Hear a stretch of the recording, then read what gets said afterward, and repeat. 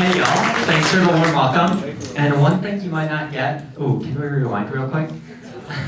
Appreciate it. And maybe hit play. One thing you might not get out of first glance of me, from dorky smile and probably my bad dance moves, is that my favorite hobby is actually something that all of our parents told us not to do as we're growing up. That thing is causing trouble. Okay? And so by causing trouble, I'm not talking about the stuff that's gonna put you in the back of a cop car. I'm talking about all the good stuff that sparks discussion, promotes creativity, and honestly, usually a lot of fun, right? So, it all started in accounting class, where I'd raise my hand and actually start asking my professors all these tough questions just to make sure I was understanding how things work, trying to prompt discussion within that class, and it's accounting, gotta kind of bring some life to it, right? So those discussions actually prompted me to actually start leading student organizations, promoting change on campus, calling the shots for these groups to promote member engagement and make those weekly meetings a lot more fun. And those schemes made way to heists.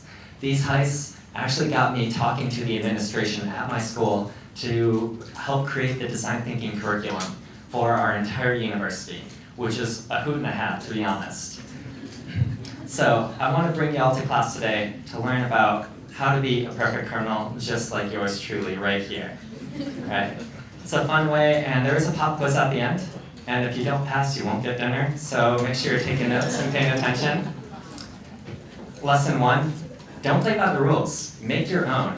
Following the status quo is going to get you exactly where everyone else is. And a little secret here, not nearly as fun as making your own rules, right? This guy right here in front of you was actually known for skipping about 40 classes a semester to not just hit the snooze button, but I was actually spending that time to go grab lunch with business professionals in the area and actually create programs for our entire city, not just our campus. And another thing, if you all look around you, there's a lot of criminal masterminds in this room.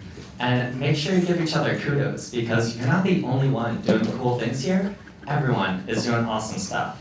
So make sure you give each other kudos and congratulate each other on a heist well done, just like me and Adam do. We're each other's biggest supporters. We've actually landed each other different gigs, internships, and honestly, we're pretty darn good friends because of it. So make sure you're congratulating your friends.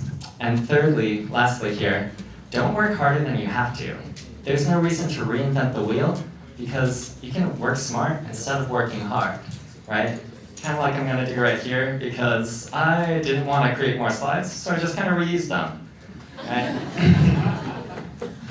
And actually, let's rewind about 7 months ago, when I kickstarted the planning of a TEDx at my university.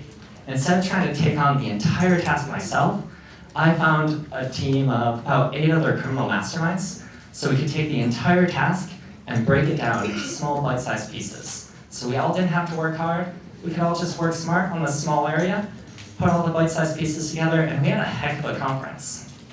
So think about it to yourself. Are you the perfect criminal? Are you making your own rules? Are you giving kudos to all the other criminal masterminds in the room here that you could be working with? And hopefully you're not doing all the work yourself, because that's not fun and it's not effective.